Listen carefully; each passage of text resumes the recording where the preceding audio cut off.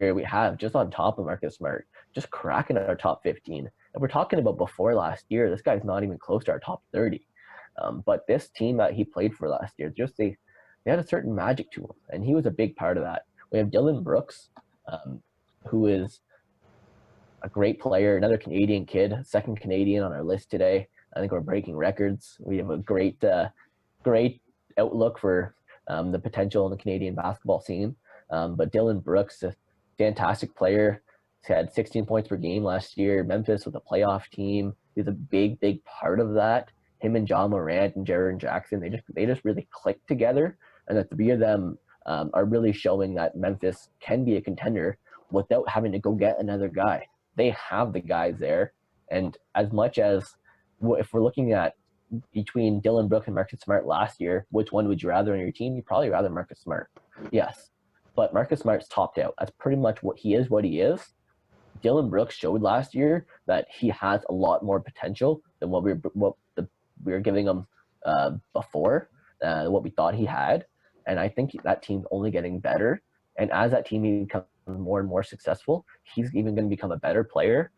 And I just see him having a better year this year than someone like Marcus Smart.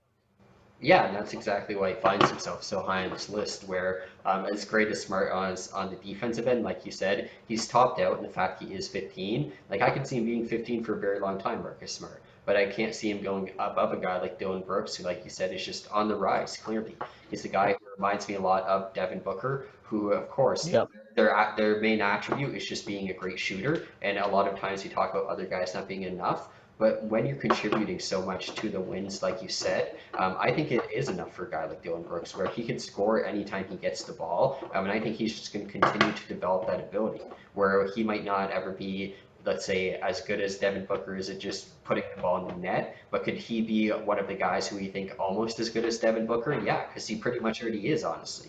Only 16. Certain games he put up he does really good.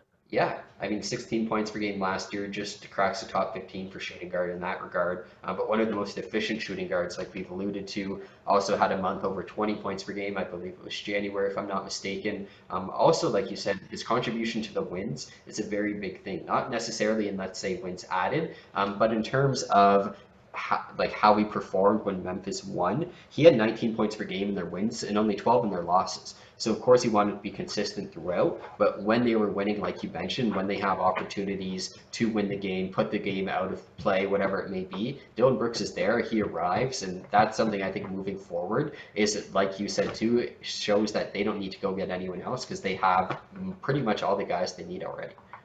Yeah, and like that Memphis team, it you're talking that he had 20 points per game in January. It took him a little bit. It didn't just take Dillon Brooks a little bit. It took every player on that team a little bit to really get on the same page, to get the chemistry flowing. Once they learn how to really play together, John Morant, of course, was a rookie last year. Dillon Brooks was going in his third year, but he didn't really play his second year. They had Valanciunas, who hadn't played for a full year yet, and it took them. And Jackson was there as well, but Jackson again took a massive leap last year. So it took them a little bit to get really gelling and clicking together. Once they started clicking, that team started winning more and more games. That's whenever we really started seeing the potential that these guys have. So that's why I can see Dillon Brooks getting up to that 20-point per game level while still providing a good defensive effort, being able to move the ball a little bit. He shoots a three-pointer decently well. I think he's actually going to keep getting better at that as you see players like Jackson Jr. And John Morant take even more. Those guys are really, as of right now, it's really their team, while Brooks is that third star who comes in and does his job very well. And that's why I see him getting up to a 20-point per game level, and I see Memphis winning more games next year than they did last year. I know a lot of teams got a lot better this offseason, but Memphis, they may not have added anyone that really changes their outlook incredibly. But the fact that they're able to have these young guys have a season under their belt together at this point, it's very reminiscent of.